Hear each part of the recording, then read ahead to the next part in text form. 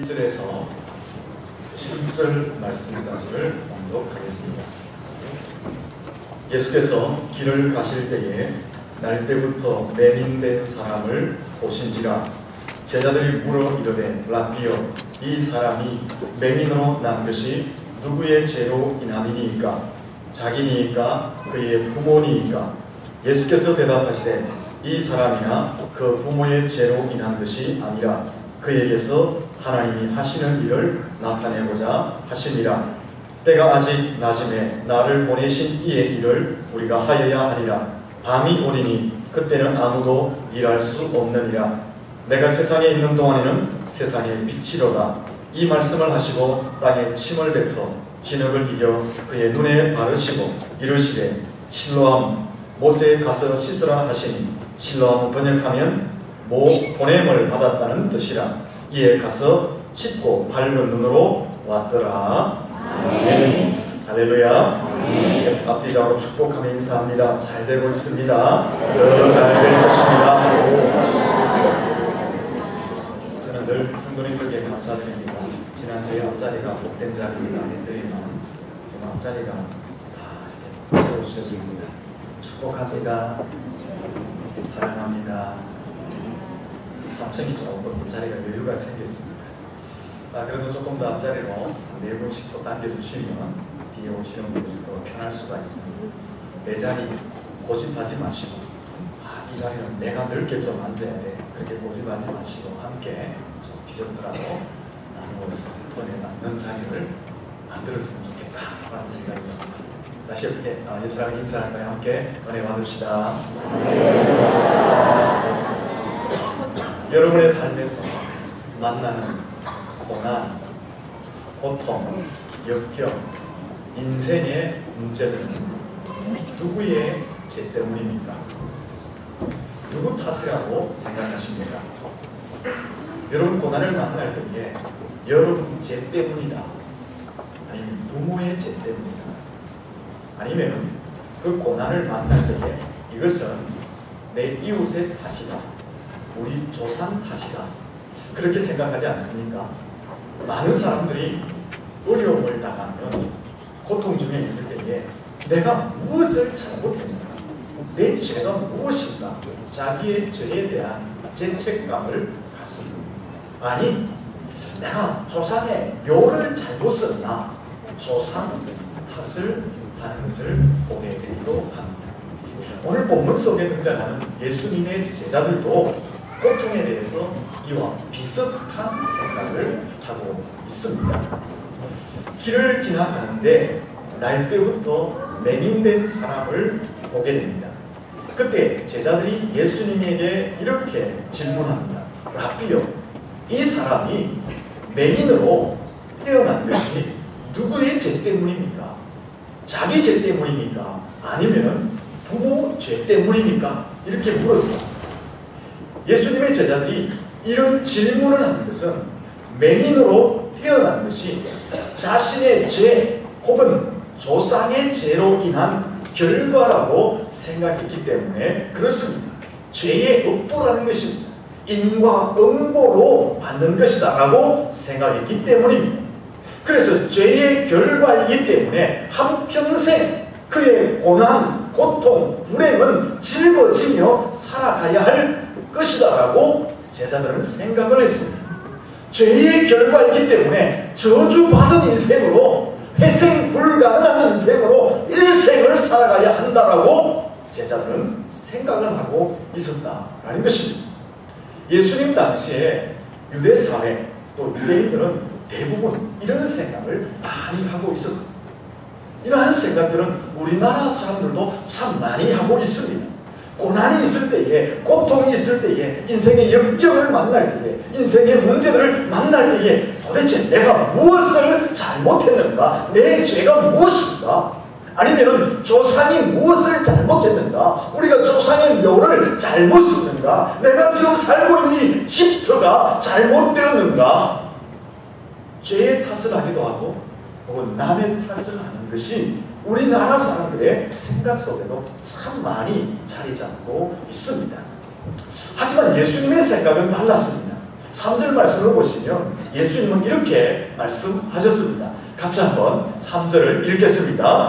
예수께서 대답하시되 이 사람이나 그 부모의 죄로 인한 것이 아니라 그에게서 하나님이 하시는 일을 나타내고자 하심이라. 아멘. 제자들은 날 때부터 맹인된 것이 죄로 인한 형벌의 결과이다. 그래서 평생 그 불행을 짊어지고 살아가야 되는 것이다 라고 생각했는데 예수님은 다르게 보셨습니다. 죄의 결과가 아니다. 누구의 죄 때문에 이런 불행이 온 것이 아니다. 그러면은 무엇이냐? 이 사람이 날 때부터 맹인으로 태어난 것은 그의 불행을 통해서 하나님이 하시는 일을 나타내고자 하시는 뜻이 있다라고 예수님은 보셨다는 것입니다. 그러면 하나님의 일이 무엇이냐라는 것입니다. 맹인의 불행을 통해서 하나님이 나타내시고 싶었던 일이 무엇이냐? 본문 말씀 18절 말씀 8절 말씀 쭉 보면서 끝까지 보시면 그 흐름 가운데 하나님께서 나타내고 싶었던 일은 예수님께서 맹인을 고침으로 말미암아 예수님이 하나님의 아들 되심을 나타내시고 예수님이 인류의 구원자 되심을 나타내는 그 일을 보여주시기 위해서 예수님이 맹인을 불행하게 태어나도록 하나님이 맹인을 불행하게 태어나도록 하셨다라는 것입니다. 왜 하나님께서 이 사람을 날 때부터 소경으로 태어나게 하셨느냐? 죄 때문이 아니라는 것입니다. 조상 탓이 아니라는 것입니다. 하나님께서 예수님을 이 땅에 보내시고 그러므로 예수님이 하나님의 아들이시고 그 예수님이 사람들에게 영생을 주시고 구원을 주시는 하는 일을 나타내시기 위해서 이 사람을 날 때부터 맹인으로 태어나게 했다라고 말씀하고 있는 것입니다. 예수님께서 누구냐? 하나님의 아들이시다.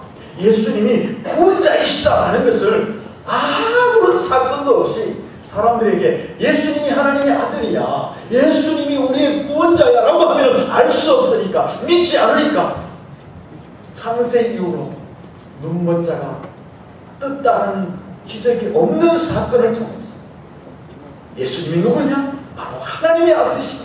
예수님이 누구냐? 바로 인생들에게 영적인 눈을 뜨게 하고 영생을 주실 분이다라는 것을 나타내기 위함이다 라는 것입니다. 사랑하는 성도 여러분, 여러분의 인생의 모든 일들도 예수님의 시각을 가지고 볼 수 있기를 예수님 이름으로 부탁을 드립니다. 여러분 삶에 경험하는 고난이 많잖아요. 아픔, 고통, 역경, 인생의 모든 문제들이 많잖아요. 그런 것들을 경험할 때에 내가 무엇을 잘못했는가? 내가 무슨 죄를 지었는가? 우리의 조상이 무슨 나쁜 짓을 했는가? 우리의 조상의 묘가 잘못 썼는가? 내가 안고 있는 이 터가 잘못된 터인가? 라는 것에 짓눌려 있지 말라는 것입니다. 누구의 탓도 하지 말고 그 죄로 인한 죄책감에 붙들려 있지도 말하는 것입니다.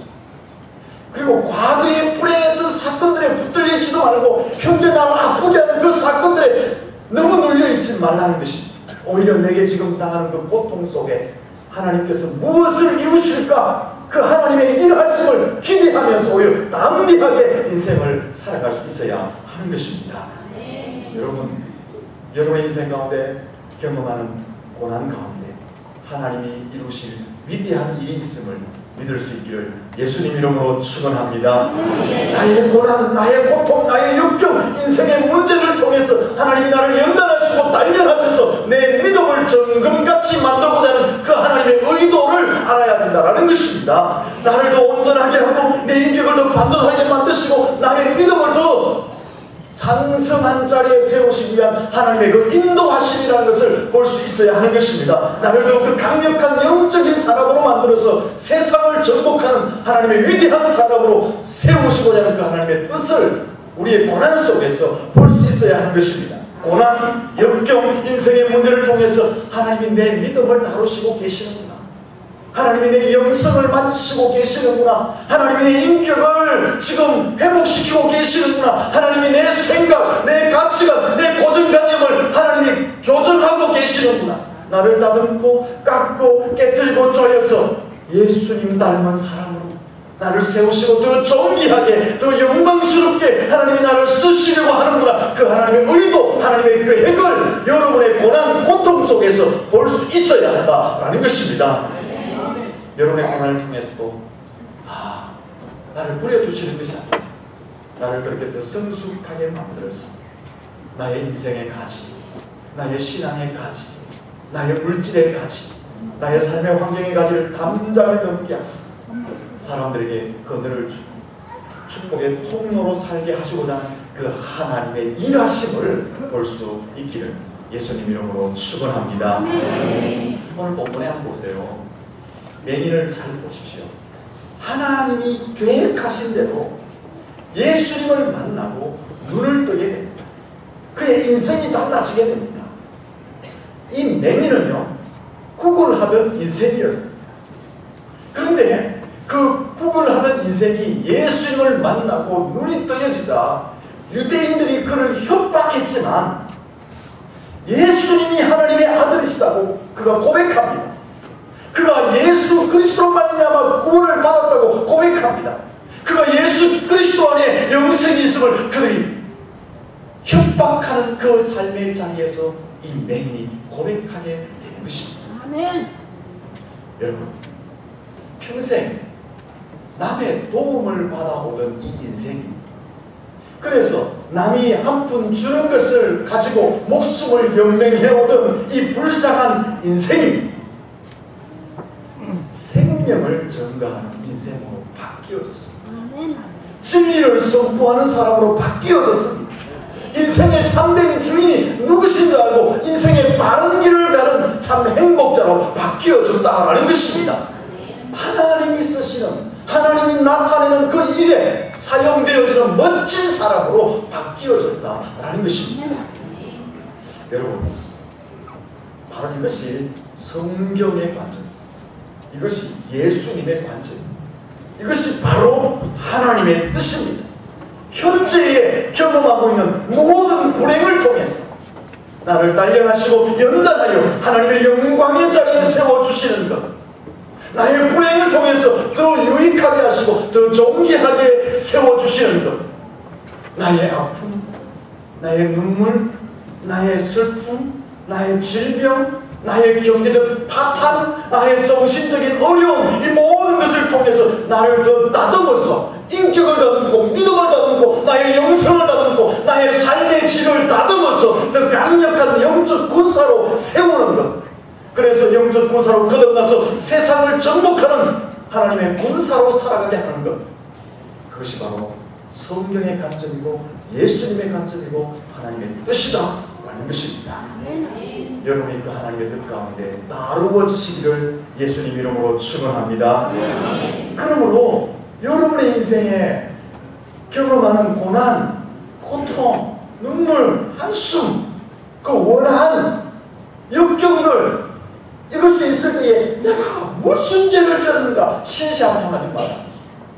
우리의 조상이 왜 이렇게 했느냐 조상 탓하지 말라는 것입니다.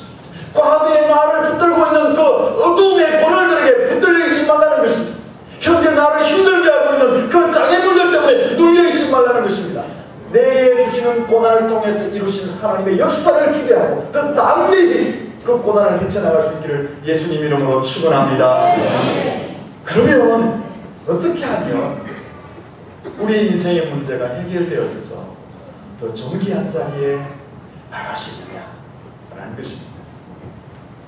1절 말씀을 보시면 한번 읽어볼까요? 같이 읽습니다.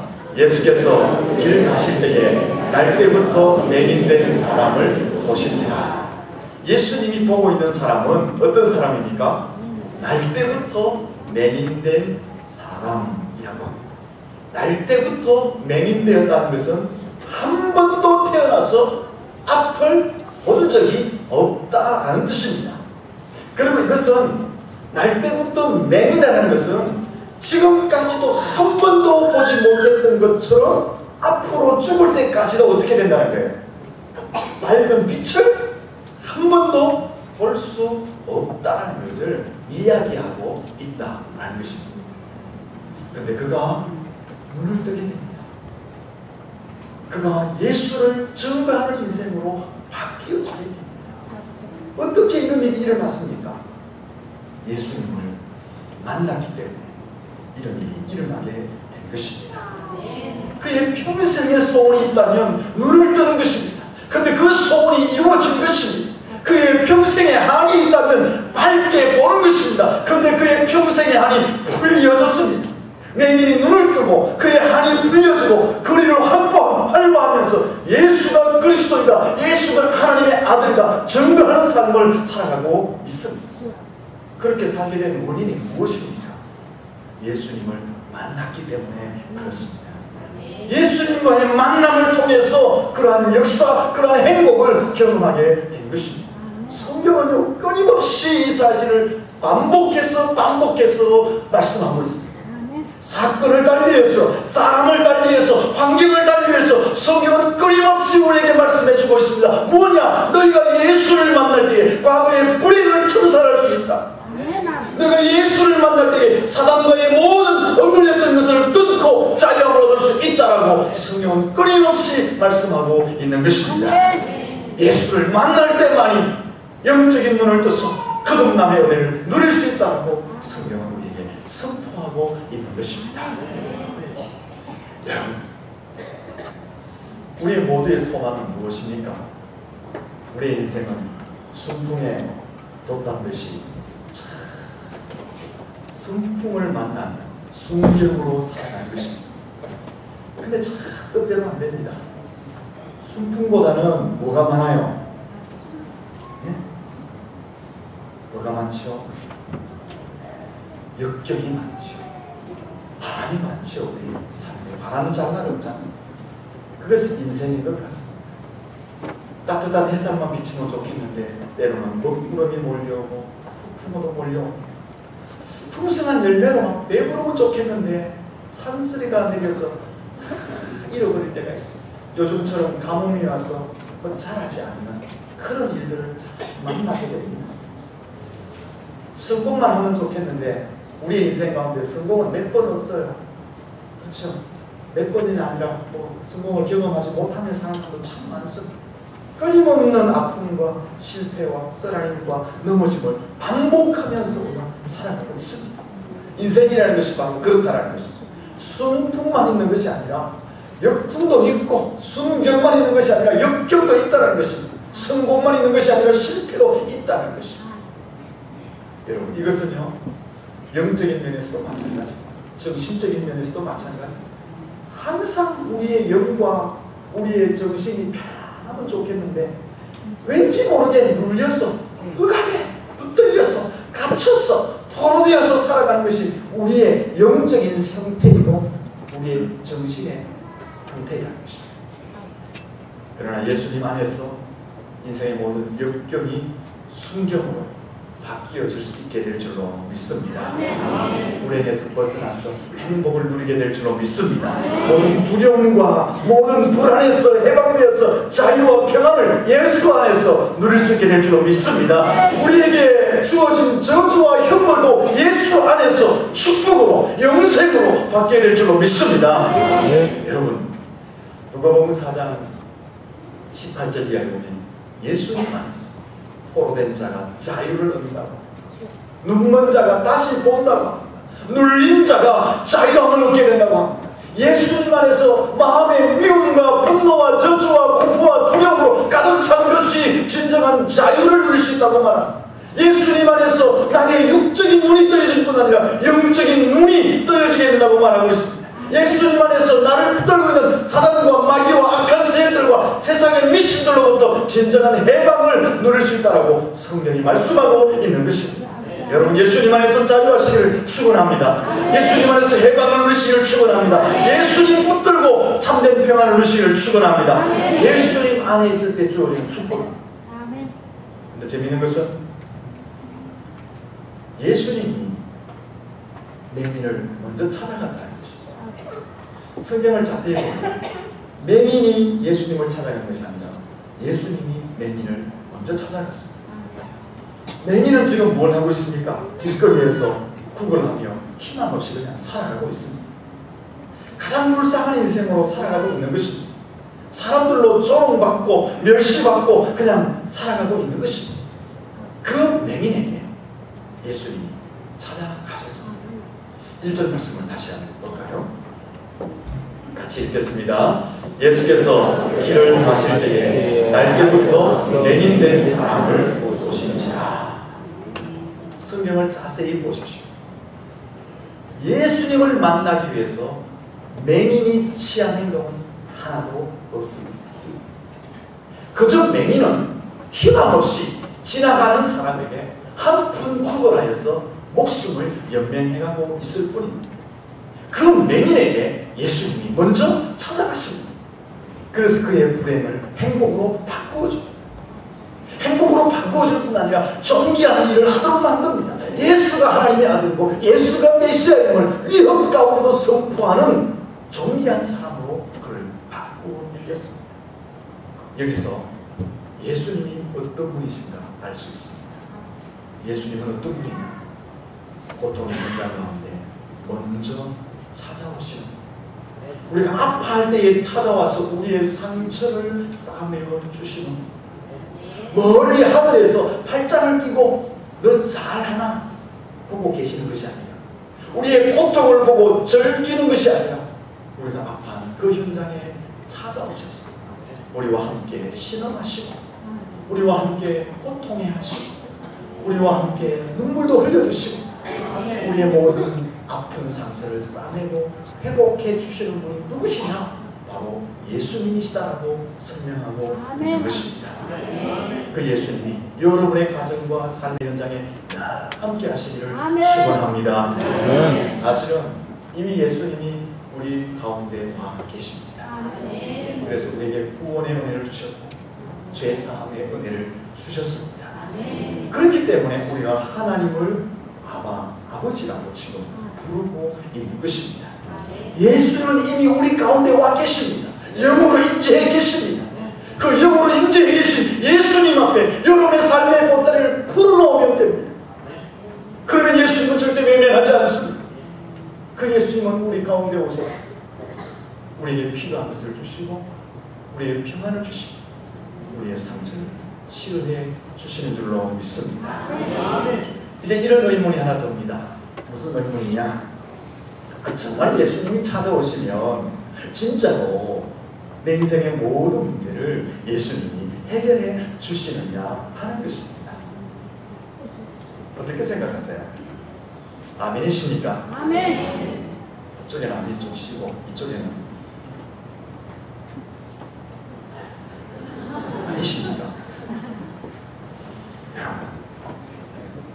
의문이 생기잖아요. 아니 예수님 만나면 함께하면 예수님이 내 상처를 싸매준다는데 왜 내 문제는 그대로 있느냐?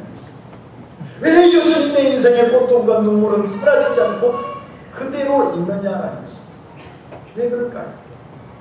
본문에서 우리가 놓치지 말아야 할 것이 하나 있습니다. 6절과 7절을 같이 보겠습니다. 같이 읽습니다. 이 말씀을 하시고 땅에 침을 뱉어 진액을 이겨 그의 눈에 바르시고 이르시되 실로암 못에 가서 씻으라 하시니 실로암은 번역하면 보냄을 받았다는 뜻이라. 이에 가서 씻고 밝은 눈으로 받더라. 아멘. 예수께서 침을 뱉어서 진흙을 이겨서 그것을 맹인의 눈에 발라주십니다. 바르시고는 말씀하시기를 실로암 못에 가서 씻으라 라고 말합니다. 지금 여기서 성경에서 예수님이 하시고 싶은 말씀이 무엇일까요? 야야, 너희들 진흙이 얼마나 효능이 있는 줄 아냐? 머드팩 하면 피부가 뽀샤시해진다. 지금 그 말하고 싶은 게 아니에요. 진흙을 발라야지 너의 눈이 떠진다. 그 말하고 싶은 게 아니에요. 예수님이 말씀하시길 너희 침에 독특한 효능이 있다. 침을 발라봐라. 지리하게 발라라. 코에 3번 발라보세요. 자, 신의 효능을 지금 이야기하는 것이 아닙니다. 예수님이 지금 하시고 싶은 말씀은 신령한 연못이다. 그 못은 참 영원한 못이다. 그 연못에 물이 얼마나 효과가 있는지 모른다. 그 못에 물을 받으면 피부됩니다. 지금 예수님이 그 말씀하시고 싶은 것이 아닙니다. 예수님이 본문에서 하고 싶은 것은 예수님의 요구, 그 요구에 반응하는 맹인의 반응을 이야기하고 싶은 것입니다. 예수님은 단순하게 명령하고 있습니다. 진흙을 이겨서 눈에 발라주시고 가서 씻어라, 단순하게 명령합니다. 그런데 이 주님의 명령을 받은 맹인이 어떻게 합니까? 맹인도 단순하게 그 예수님의 명령 앞에 순종합니다. 그래서 실로암에 가서 씻습니다. 씻었더니 어떻게 됩니까? 눈이 밝아졌더라. 할렐루야. 말씀을 잘 보십시오. 여기에 영적 비결이 있습니다. 예수님을 만났는데 그때도 눈은 여전히 어두웠습니다. 진흙을 침으로 이겨서 반죽을 해서 눈에 발랐는데 그때도 여전히 눈이 어둡습니다. 실로암으로 가라 했는데 가는 도중에도 눈은 밝아지지 않았습니다. 실로암 연못 앞에 도착했어요. 도착했는데 역시 눈은 어두워 그 상태에 그대로 있습니다. 근데 언제 눈이 뜨십니까? 씻어라. 그 말씀에 순종하여 그 연못에 물을 가지고 씻을 눈이 밝아졌더라. 소경의 눈이 뜨신 것은 예수님의 요구하신 예수님의 말씀에 온전히 순종하였을 때에 눈이 밝아지는 역사와 은혜를 체험하게 된 것입니다. 예수님의 말씀을 믿고 온전히 순종하였을 때에 인생의 문제가 해결된 것입니다. 예수님은 순종을 요구했습니다. 그에게 찾아가서 순종을 요구했습니다. 그때 맹인은 그 순종에 그대로 아멘 하고 실천하게 됩니다. 바로 그게 인생의 문제를 푸는 해답이 있는 것입니다. 여러분, 예수님이 무엇을 말씀하시든 거기에 온전히 순종할 때 여러분의 인생 가운데 예수의 보혈의 능력, 예수의 십자가의 인생가 나타나게 될 줄로 믿습니다. 예수님이 요구하시는 것에 겸손하게 순종하셔야 합니다. 그것이 문제 해결의 비결입니다. 존 비디어가 쓴 순종이라는 책을 많이 보셨죠. 거기 보면은 99%의 순종은 순종이 아니다 라고 정의하고 있습니다. 우리 같으면 99%를 순종했는데 와 대단하다 라고 할 수 있는데 순종의 정의를 내리기를 99% 순종한 것도 순종이 아니다. 나머지 1%가 채워져야지 온전한 순종이다 하는 것입니다. 혹시 우리 가운데 1%가 모자라서 인생의 문제에 계속 붙들려 있는 사람들은 없습니까? 내 고통의 문제를 예수님은 내 가운데 와 계시는데 1% 부족한 순종 때문에 아직도 인생의 문제에 고통스러워하고 있지는 않습니다. 내가 영적인 자유함을 누리고 싶고 진정한 평안을 누리고 싶고 아직도 그게 붙들려 있지 않습니다. 예수님은 이미 와 계시는데 내가 예수님의 요구 앞에 얼마나 순종했는지 점검해 보셔야 하는 것입니다. 결론을 내리면요, 누구나 인생의 문제는 다 있다고 했습니다. 찬설이가 더 많다고 했어요. 실패와 좌절과 아픔이 인생 가운데 훨씬 더 많습니다. 웃는 날보다 찡그리는 날이 더 많습니다. 여러분 저 설교할 때 보세요. 막 웃으면서 설교하지만 찡그릴 때가 얼마나 많은지 모릅니다. 안 찡그리려고 하는데 자꾸 찡그리게 돼요. 강조를 하다 보니까 찡그린다. 인생 가운데도 나는 웃고 싶은데 그게 잘 안 된다는 거예요. 그럴 때 그것이 무슨 문제이든, 그것이 물질의 문제이든, 그것이 정신의 문제이든, 그것이 믿음의 문제이든, 그것이 내 육체의 문제이든, 질병의 문제이든, 그것이 가정의 문제이든, 어떤 고난이 된다면 그 그 고난을 맞이하는 여러분의 반응은 내 죄 때문이다, 조상 탓이다, 내가 지금 잘못된 투에 와 있다, 그런 신세한탄하지 마시고 내 고난을 통해서 하나님이 이루실 뜻이 있다, 그렇게 고난을 바라볼 수 있기를 예수님 이름으로 축원합니다. 그 시각을 가지면 내가 고난이 내 삶에 큰 고난이 와도 그 고난을 쉽게 넘어갈 수 있습니다. 제가 늘 말씀드리잖아요. 그런 성경적인 시각, 예수님의 시각을 가지면 오히려 파도가 크면 클수록 윈드 서핑하는 사람이 더 재밌게 파도를 타는 것처럼 우리가 성경의 관점에 예수님의 시각에, 하나님의 시각에 우리의 시각이 딱 고정되어 있으면 어떤 고난이 와도 그 고난을 더 스릴 있게 타고 넘어갈 수 있게 되는 것입니다. 이 시각의 문제가 너무나 중요하다는 것입니다. 여러분이 어떤 고난을 당하든 그 고난 가운데 이루실 하나님의 역사를 기대할 수 있기를 축원합니다. 그리고 중요한 것은 그 고난 가운데 예수님이 내게 무엇을 말씀하시는가 들으시고, 하나님이 내게 무엇을 말씀하시는가 들으시고, 그 말씀에 온전히 순종하시고 그 고난은 해결되어지고 그 고난을 통해서 여러분은 더 존귀한 자리에 세워지고 축복의 통로가 될 줄로 믿습니다. 이 고난을 보는 여러분의 관점이 달라지시고 온전히 순종하고 여러분 가운데 찾아와 계시는 예수님으로 인하여서 여러분이 승리하시고 예수님 이름으로 축원합니다. 하겠습니다. 하나님 아버지, 우리가 인생을 살다 보면 수많은 어려움을 경험하게 됩니다. 그때마다 신세한탄하지 않게 하시고 하나님께서 내 가운데 고난을 통해서 역사하실 그 위대하심을 기대하며 그 고난을 극복해가게 도와주시옵소서. 그 고난 가운데 세미하게 말씀하시는 하나님의 음성을 듣게 하시고 그 주님의 뜻을 읽게 하시고 거기에 순종함으로 우리의 고난이 물러가고 우리가 더 존귀하게, 더 복되게, 더 축복의 통로로 사용되어지고 쓰임받는 사람들이 되게 하여 주시옵소서. 하나님, 우리 가운데 마음의 상처 때문에 힘들어하는 자들이 있다면 이 시간 오셔서 주님이 만져주시고 그 모든 마음의 아픔과 상처를 치료하여 주시옵소서.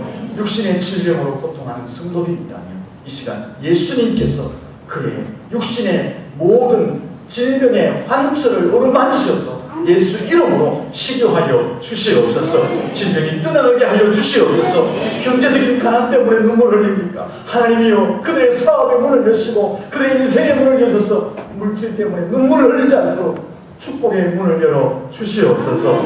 아버지, 가정의 문제, 가족의 문제, 인생의 크고 작은 문제 때문에 힘들어하고 있다면 이 시간 예수 이름으로 다 해결하시고 주님 안에서 행복을 노래하며 영광 돌리며 살게 하여 주시옵소서. 예수님 이름으로 기도드립니다. 아멘.